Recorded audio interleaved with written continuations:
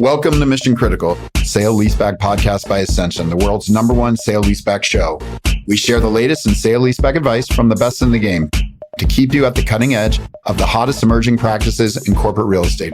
I'm your host, Tom Johnson. We talking sale leaseback. Yeah, you ready? Yes.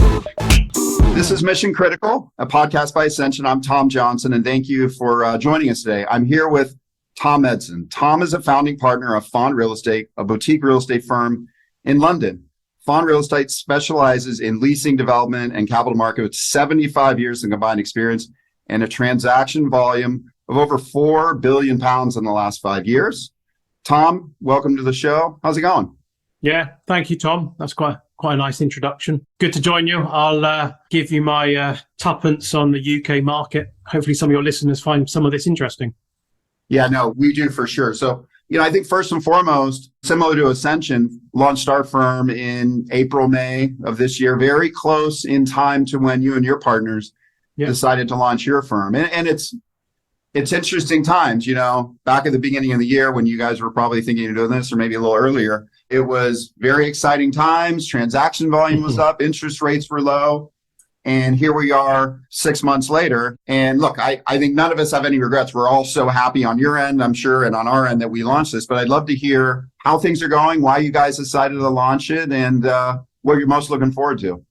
Yeah, no, it's interesting time, it's fair to say. I think we've got interesting here from your side, I suppose, because quite often we find in the UK, obviously very much linked economies, that what happens on your side of the pond, we quite often see a few months later coming onto our side. And we've seen that all of this year. And you hit the nail on the head. My background is, and my partners, there's 4 of us, we were all at the large traditional property advisory firms. So JLL and Colliers International. And so between us all, we had quite a lot of big corporate experience. And I don't know if it came over to the States, but certainly in the UK, because of COVID, quite a lot of people just started to think about what do they personally want to get out of their careers and their lives. And it was called the Great Resignation. So there's quite a lot of people just sat down and go, what do I want to do? And I've always wanted to do our own kind of investment advisory real estate brokerage firm. I've been going just over 20 years. Some of my partners a bit longer. And I started in a smaller practice of about 80 people, which was bought out by Jones Lang in 2008.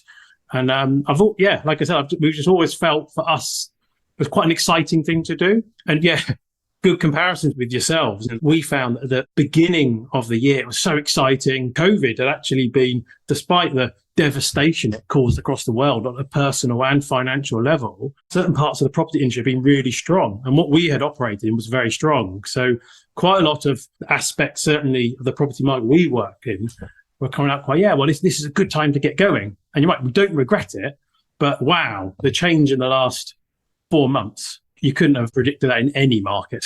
It's fair to say. Yeah, no, absolutely.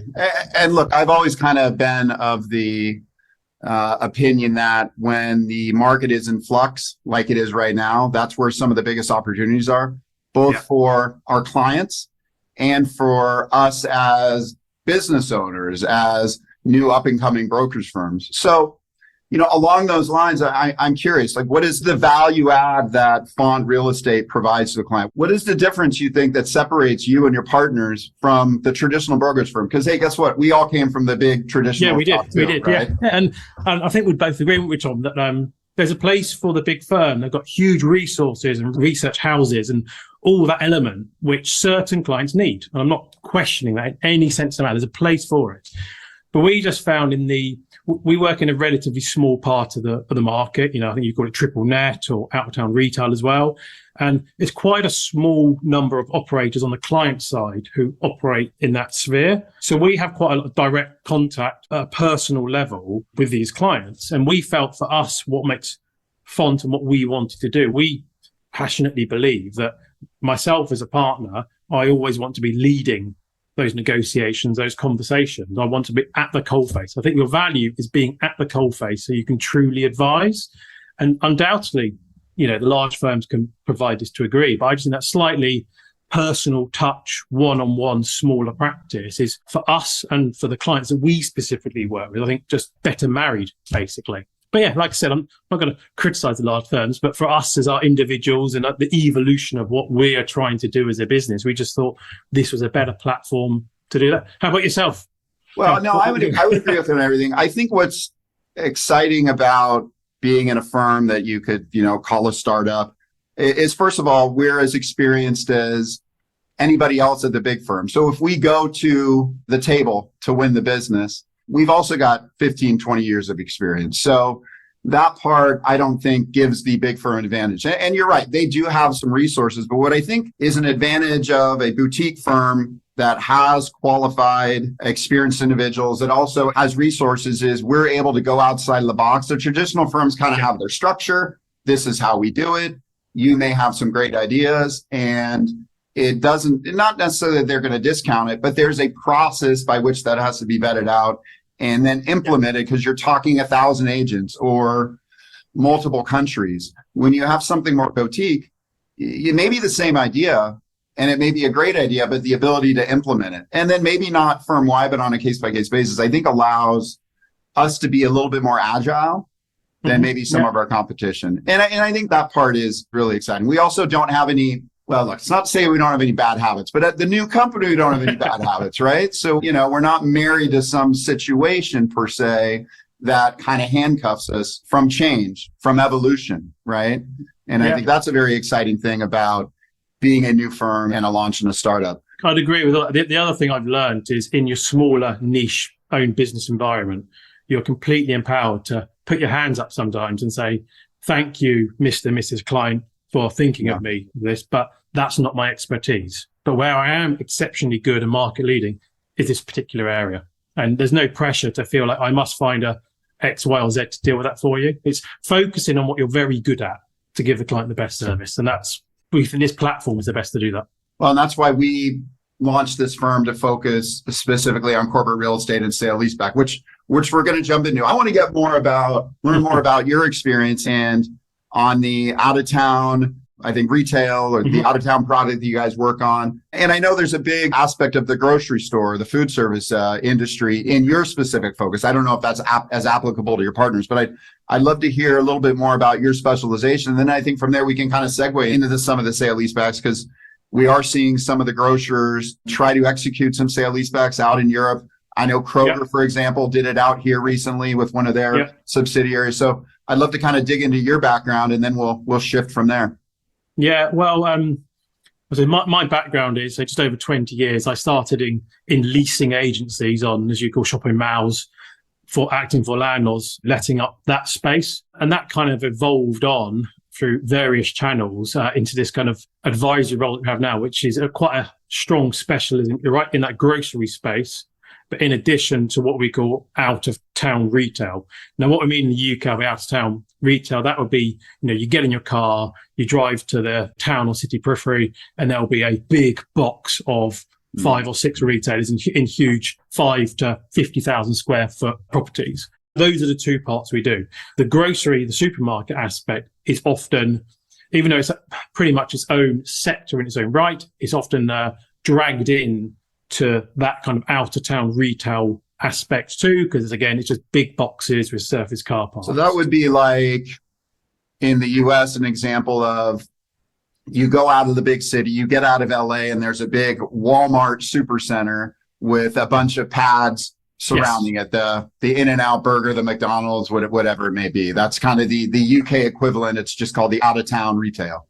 Correct. That is out-of-town retail, big box retail. And it can be anything from a single soulless retail property, the biggest being a supermarket, just down to multi-let, 30, 40 units, huge mega parks, which are big regional draws for the particular area of the UK. You have to remember also, within the UK, land is a lot more scarce than in the States. So even though traditionally, you can say you just drive to the fringes of your town, and that's where all your big grocery stores are. Quite a few actually quite close to the town centre as well. But it's a big box. We call it out-of-town retail or grocery. Quite straightforward. From the grocery perspective, though, with me, as a firm, we cover those two aspects. For me in the UK, I'm one of the few supermarket specialists, grocery specialists. I do cover both areas, but I would spend 70% of my time on that grocery aspect. I suppose I earned my stripes, or it would have been about 10 to 15 years ago, when one of our major grocery retailers, Sainsbury's, I was a consultant. I was actually seconded into their business for about 8 years. And part of that consultancy instruction that we had was to do sale and leasebacks for them. So we've got quite an ingrained knowledge of a combination of both my investment background of knowing what an investor is looking for, overlaid against what the operational requirements are for that retailer. And that was quite a successful project. That batch of leasebacks, which concluded about 6 years ago, raised about £1.3 billion for Sainsbury's at that point in time, really taking advantage back then of the huge annuity requirement for those leasebacks, which were fundamentally underpinned by strong real estate and a strong credit in the form of the tenant who was giving the leaseback out.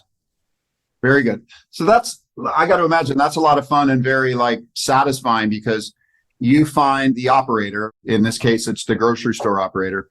They've got multiple sites. I would assume some that they own and operate out of, some that they lease. You're able to consistently look through their portfolio on maybe an annual basis, strategize with them on key sites, maybe ones that are underperforming, ones where they're tenants, maybe helping them renegotiate leases when that's possible, maybe ones that they own, where it's a good performer, saying, hey, let's free up some capital. Let's execute a sale leaseback. And maybe ones that they own and operate out of that are underperforming, and you're just selling those and they're exiting out of that market. There's so many facets to that, which I'm sure are very rewarding for you and enjoyable, and probably building great relationships along the way. Yeah, no, it was good fun. I mean, we had in the UK, there's traditionally 4 large supermarket operators in Tesco, Sainsbury's, Morrison's and Asda formerly owned by Walmart. And back then they were known as the big 4 because they had circa 75-80% of the market. Bring the clock forward now, they have lost market share to the likes of Lidl and Aldi. But back then there was this huge, what we called space race in the UK. They're all building bigger and bigger out of town retail supermarkets. So going up everywhere. So it was quite an exciting time because they were building these stores. They were cutting off the dead wood of the stores that weren't so good. They were raising capital from leasebacks. It was a pretty exciting time. It ground to a halt in 2013-14, but we are starting to see some good signs in the last couple of years. The market has evolved. It's changed, but it's certainly still an exciting market to get involved with. Yeah, something that I don't track, but I've been reading a little bit of, I don't track personally, which I'm sure you're watching. In some respects, it's what's going on over here in the States, is the Kroger-Albertsons merger that's going on. And it'll be interesting to see how that changes the kind of grocery store industry over in the U.S. As I think my understanding is they're looking to team up to compete against the likes of the Walmarts of the world. And so it's just going to be interesting to see, is sale leaseback going to become part of that? What are they going to close down? I'm sure in many markets they've got 2 that are very close to each other. So that consolidation in some respects will be probably something interesting to watch. And I'm sure for you, some things that you'll be able to apply over to the UK once they get that in process. So let's go specifically to kind of the grocery store industry and what's going on there. And then maybe we can apply that to, bigger economic issues affecting all businesses in the UK. And then from there, I'm going to go, hey, how does the sale leaseback solve this problem? So let's talk about it, right? Then it's perfect. Then we've kind of tied a bow around it and we're good. Yeah, why not? So what are the headwinds facing your clientele right now in the grocery store industry? And then how does that maybe apply to some of the other business types? Yeah, well, the headwinds for the actual grocery operators, the 4 I mentioned, the others, it's a global thing. There is a cost of living crisis at the moment, where effectively, in my opinion, we're in recession in the UK already. We saw the writing on the wall early summer. So June, July, things were in the investment market slowing off quickly. The signs were there. So that's obviously getting heightened. Cost of living is high. We're entering winter in the UK. So a lot of people are nervous on, gas prices, oil prices. We have to heat our homes. So that is the major headwind at the moment. Our inflation is running, in double digit levels. Grocery inflation is up at, 14-15%.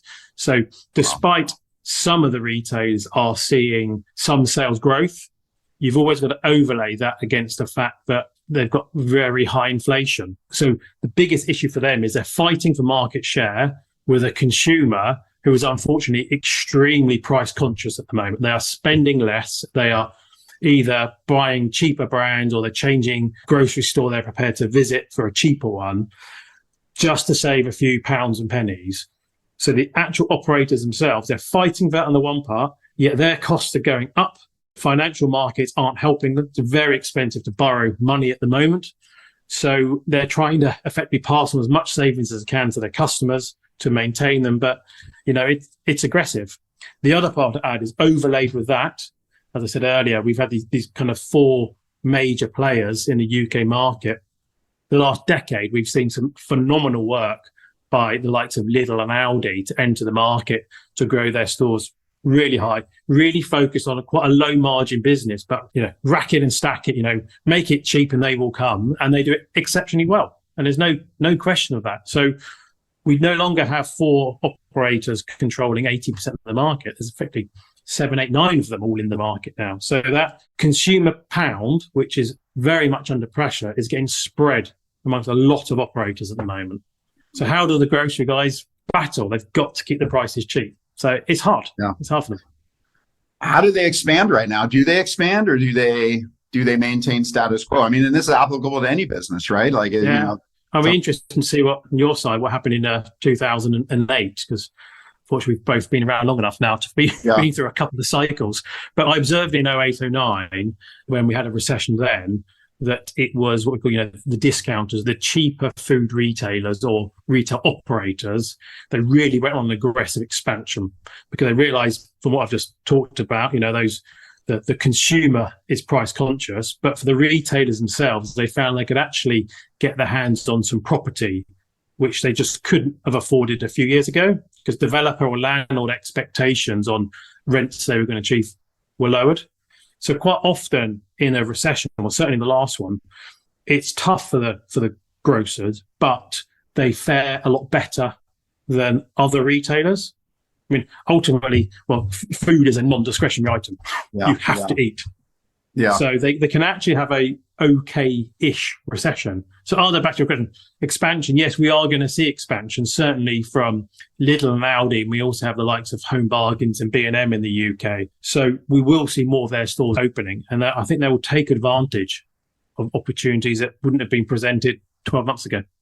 Yeah, so Goldman Sachs had an article, I sent it to you. I was preparing for our podcast, article or a little post, maybe it was a month ago, saying in the UK, they thought values were going to drop about 15 to 20% by 2024. So going to your point, grocers want to expand. And I think you're right. That's one of the industries that can probably afford to be more aggressive than some of the other retailers right now, where spending is discretionary. Values are down 15 or 20%. I think there is a good possibility that a percentage of the grocers expand. They pick up cheaper properties.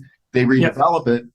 The challenge, though, that they're all going to have, once again, across industries, is obtaining debt right now is difficult. So they want to do this. They want to expand. They're either paying an arm and a leg for the interest, or now they're coming in all cash, and there's some limitations there. So, how do interest rates going up kind of impact the ability of these grocers and retailers in general, and any of our clientele in general, to expand and to grow? I mean, again, as I said at the beginning, our economies track each other. Well, ours tracks yours, should I say? But look, our interest rates are higher, aren't they? By both sides of the pond. The roll-on effect is borrowing costs are higher. I mean, when I'm speaking to clients, whether it be grocery operator or an investor, often, I'm not an economist, but the last 10 years, we've had extremely cheap debt. Mm-hmm. So are we going to return to those levels? Or certainly not in the short to medium term, I would have thought. I mean, no one can look any further than that. So the roll-on impact of these, but they want to expand, the debt, what they do, they go to the debt markets, but at the moment, the terms just won't be favorable. And in my experience working with those grocery operators, over here, they still own quite a large proportion of their estate freehold, unlike most other retailers, to be clear on that. That's why we talk quite a lot about grocery operators, because most UK retailers have sold their properties off. But they will look at their portfolios and they have lots of different levers they can pull at any point in the financial cycle. So in some points in the cycle, say 3-4 years ago, it was cheaper to go to debt markets and borrow money. or would do some form of securitization or amortizing the loan or something secured against property. That's what they did. Now those markets have effectively got much more expensive. They're reverting back to the lease back model.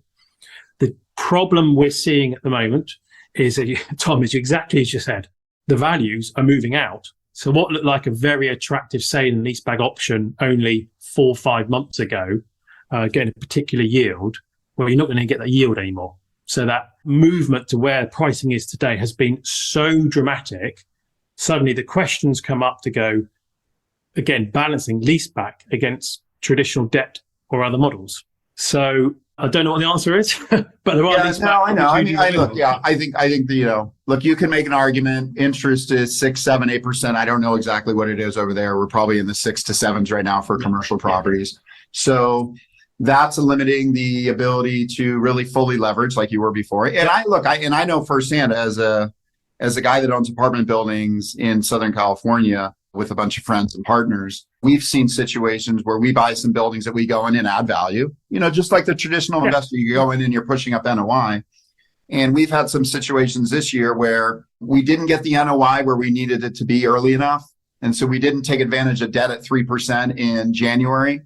We had to go get debt at 5% in June, and that sucked a lot of our proceeds, right? And so now instead of having money in our pocket, we're maybe coming out of pocket just to pay down some of the bridge loans that we got, just to keep the property. So then that has a trickle effect of less money in my pocket to go expand my business of buying more apartment buildings, right? Yeah. And so it has this trickle down effect. But I mean, you kind of hinted at a sale leaseback, which is really the solution, not for everybody, but for some, because with traditional financing, you're limited to 65, 70% loan to value, whatever it may be. You now have got 7, 8, 9% interest or whatever that may be. And with the sale leaseback, you're still able to get all your equity out. So you can fuel growth, you can fuel expansion, you can balance your balance sheet or, have optimal balance sheet. But now when you turn to do the sale leaseback and sell it, you're not selling a 5 or 6 cap. You're selling a 6 or a 7 or 8 cap. So either way, you're not getting as much equity out as before. But if things continue to get worse on the financial market, it may just frankly be the easiest way for these grocers, these retailers to expand. There may just frankly not be many other options, right? Yeah, I think you hit the nail on the head. It's when they compare all the different financial options, regardless of the cost of whichever capital route you're going to go down, I suspect you've got the most options on leaseback at the moment, as opposed to other markets. And that's why we are seeing, certainly at the moment, the likes of Sainsbury's and Morrison's in the UK in the middle of sale leaseback programs again. But the yields, the cap rates which are being discussed are 200 bips cheaper than only a year ago. So it's it is an unbelievable change in pricing expectations at the moment. But as we've said, it's in line with everything else in the market. I mean, to be clear, this isn't a grocery or retail specific pricing move. We're seeing it across sector. And that goes back to the earlier point. Debt is no longer going to be cheap. Everything has to be rebased. So I know, our founder, Chelsea Mandel, she was out at a private equity forum or spoke on a private equity sale leaseback panel a couple of weeks ago out in London. She then followed up with an article that we posted on our website about she saw a growth on sale leaseback opportunities over in Europe. And a big portion of the article talked about how traditionally sale leasebacks have not been kind of the favored option for many business owners compared to what you see going on in the US. And I don't know if you knew that there is a pretty big disparity between how many businesses do sale leaseback over on this side versus over in Europe. Based on your knowledge, do you know why there's been that difference? Why hasn't Europe bought into this as much as, say, the US? Numerous reasons, really. I mean, I can't really comment on Europe, but on the UK, well, we are part of Europe, but on the UK specifically. Yeah, no, fair enough. I mean, I'm not an accountant, but the rules were changed a few years ago that effectively any leaseback, that lease liability has to go on balance sheet now for the operator. So that will sit there as a liability, whereas previously it wouldn't have done. So more recently, that is one of the core reasons why We've not seen it. Now, I'm not an accountant, as I said. I'm sure there's other pros and cons they can think of why it could be bad or not to go on balance sheet. The other side is it's pure sentiment. So Morrison's, even though privately owned now, and Lidl and Aldi are privately owned, the original founding family of Morrison's, surprisingly called Morrison's, they believed that you should own your property. It's as simple as that. It was just a pure mental state that is their belief. And they just wouldn't sell anything. Now, they only did their first sale and leasebacks about 7 years ago, and they did just 5 stores. They dipped their toe in and then retracted. And they probably raised 150, 200 million pounds then, 5 stores. That's all they did. So now, with new ownership, I think the doors are open. The Morrison's family have no longer got a stake in the business, and that is being considered again. So that's the other factor. And then with Lidl and Aldi, again, they're privately owned by families, and the mentality of those ownerships, they will agree leases, development leases. So where we're trying to put them onto those retail parks I mentioned at the beginning, yes, they will take leases if they cannot buy the land, but their preference is still buy the asset where possible.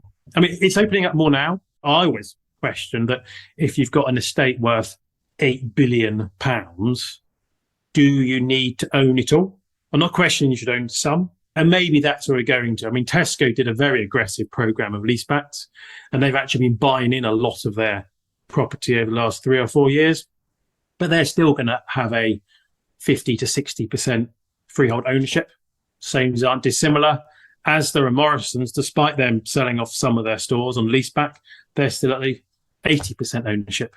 So, yeah, and I think it's like some of it is just the sentiment of there's that security probably in owning the property. And that just maybe goes back to more traditional conservative thinking is, well, even if the business doesn't work out, I still own the property and that's worth something, right? Exactly. And the 2 takeovers of Asda and Morrison's we've seen in the last couple of years, by to take them private, lots of the financial commentary was always about, yes, they're taking on significant debt to fund these deals, but you've got a property estate you own. So if you have to, you could release some of this to the market. And we saw it with Asda. They did their distribution portfolio.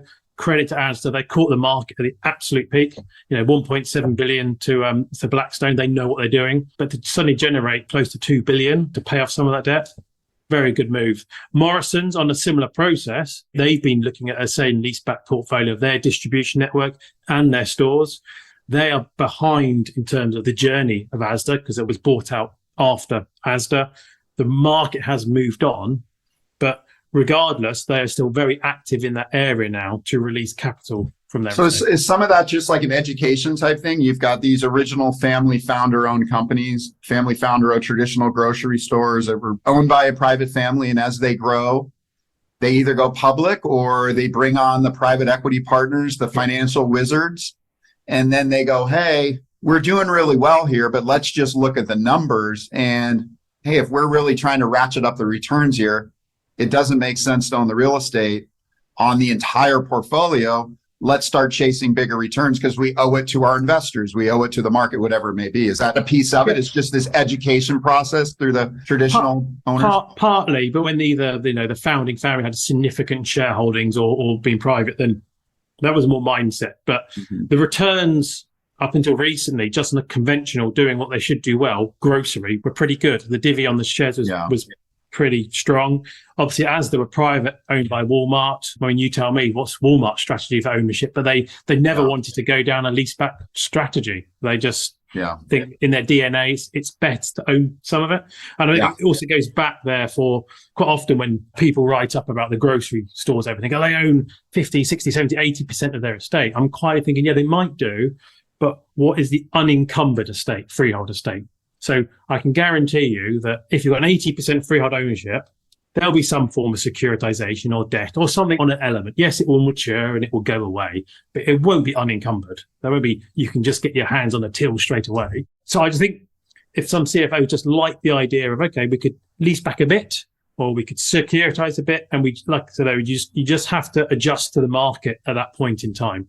And at the moment, the lease back option seems to be the better route to go down for them. Yeah, that makes sense. So what are you and your partners most excited about through the end of the year and, heading into 2023, both as it relates to your firm and your company, but just the market overall?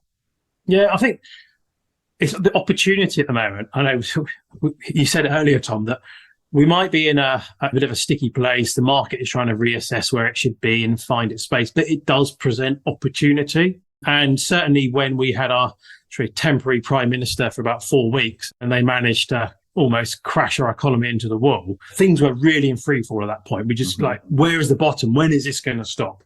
But in the last few weeks, it's calmed down. We see in suddenly investor uptick come up, and it feels not in a good place, but effectively the free fall has stopped. So that's great. That's given investors confidence again now to say, look, now we can actually do something. We know where gilts and swaps and SONIA are going to be settling. So we're now seeing that the values have come out. It's opened up opportunity, and that lots of investors who own this product historically said, we are not going to sell at all. Why would we? The financial shock of the last few months has just made a few of them start to think, I might want to get some capital back for my holdings. Let's see if we can put that into the market. Now, there has to be an acceptance of the pricing readjustment. But for us, there's different buyers always at different levels, and it's just knowing where the market is. So it's tough. It's tougher than it's ever been. And we're like you. We're new. We're scrabbling for every fee. Cash flow is always of a concern. But there's opportunity. There's vendors and purchasers out there. But that's all you need for a market.